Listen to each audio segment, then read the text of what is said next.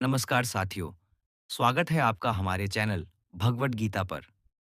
आज हम अध्याय 2 का 48वां श्लोक की गहराई में उतरेंगे, जिसे दुनिया भर के संतों और साधकों ने जीवन का सबसे व्यावहारिक और प्राणवान उपदेश माना है।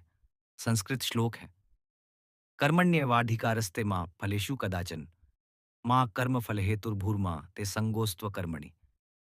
यह श्लोक जितना संक्षिप्त है, अर्थ उतना ही विशाल। चलिए अब इसे धीरे धीरे खोलते हैं और हर पंक्ति, हर शब्द से जीवन में उतरने योग्य शिक्षा निकालते हैं, ताकि जब आप सुबह उठकर कोई काम करें, तब वह केवल मेहनत न रहे, बल्कि बुद्धिमानी और शांति का अभ्यास भी बन जाए। सबसे पहले संदर्भ समझ लीजिए। यह वचन उसी समय दिया गया था जब अर्जुन योजना करके युद्ध करने से हिचकिचा रहा था। उसका दिल बंधा हुआ था। रिश्तों का मोह, परिणाम का भय, कर्म करने की अनिश्चितता। श्री कृष्ण ने उस पारंपरिक और सूक्ष्म समस्या का हल इस एक कथन में दे दिया। तुम्हारा अधिकार केवल कर्म पर है, फल पर नहीं। अर्थ यह नहीं कि फल बेकार है, अर्थ यह है कि फल को अपना लक्ष्य मत बनाओ। उससे जुड़ी सारी बेचैनी और चित्त विक्षेप खत्म हो जाएंगे। अब पहली पंक्ति, कर्मण्येवाधिकारस्ते, तेरा अधिकार केवल कर्म करने में है।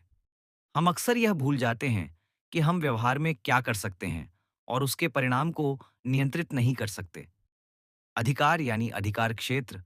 हमें अपने काम, अपने प्रयास, अपने उपाय पर पूरा हक है, परिणाम पर नहीं। यह मानसिक शांति का पहला स्तंभ है।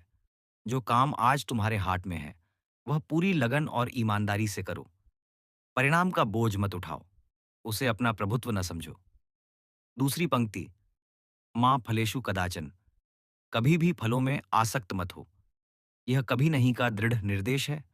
न केवल अस्थायी सफलता की चाह, बल्कि निराशा भी फलों के बारे में सोचने से उत्पन्न होती है।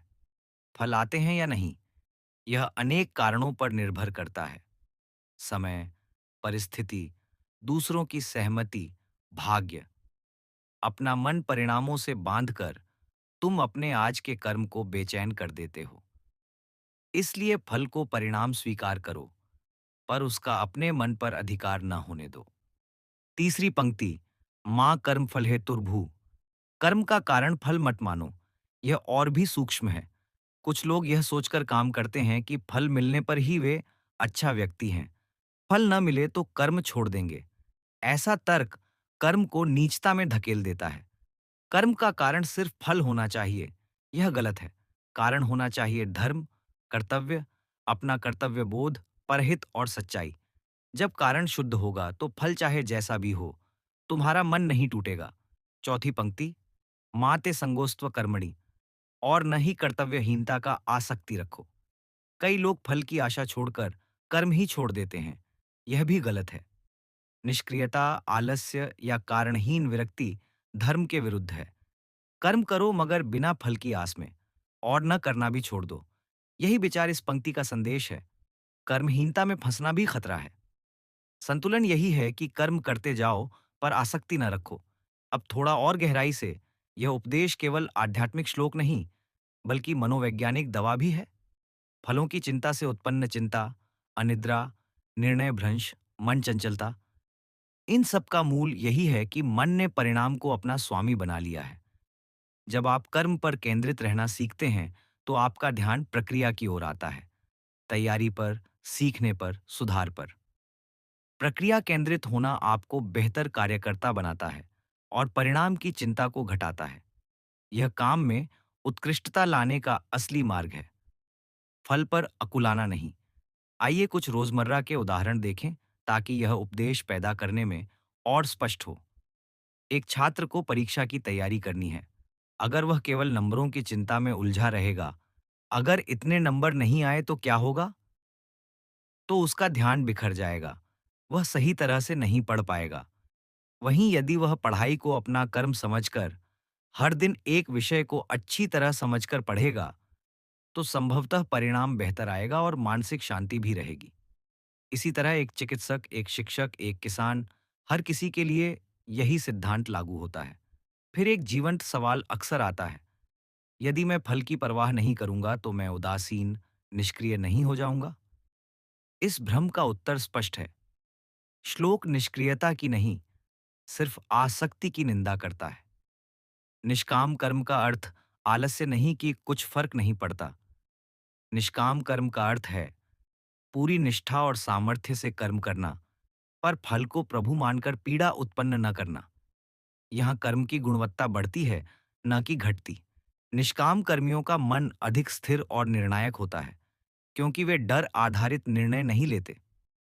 अधिक गहरे दृष्टिकोण से देखें तो यह उपदेश आत्म स्वातंत्र्य का भी पाठ है। जब आप फल से स्वतंत्र हो जाते हैं, तब आपकी पहचान कर्म परिणाम से अलग हो जाती है।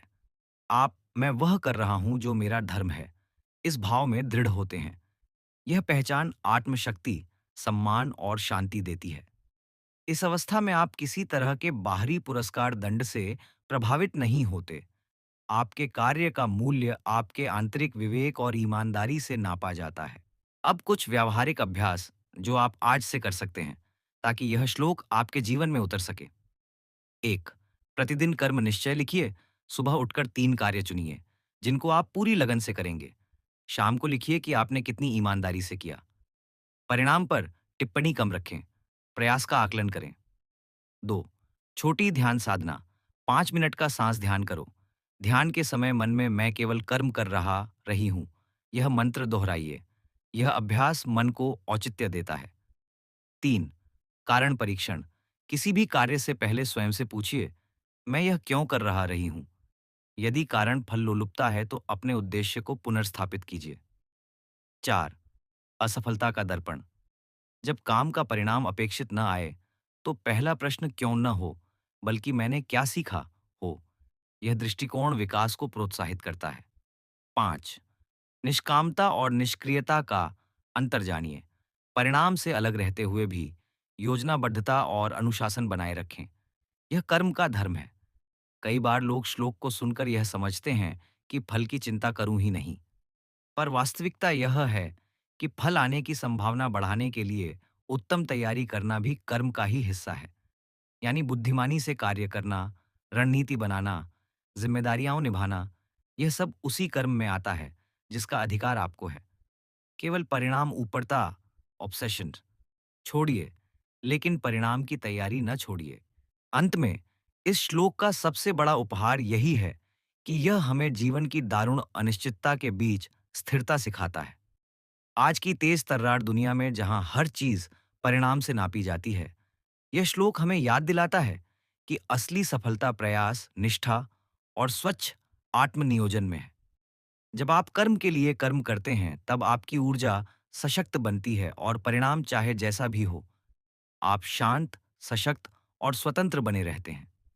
यदि आपको यह व्याख्या उपयोगी लगी हो तो इस ज्ञान को अपने परिवार और मित्रों तक पहुंचाइए। नीचे कमेंट में लिखिए कि आप किस कार्य में आज से कर्म केंद्रित होने का अभ्यास करना चाहेंगे। हमारे चैनल को सदस्यता दीजिए, ताकि हम मिलकर गीता के इन अमूल्य संदेशों को जीवन में उतारते रहें। धन्यवाद और शुभकामनाएं। कर्म करते रहिए, फल की चिंता छोड़कर शांति के साथ। धन्यवाद। जय श्री कृष्ण।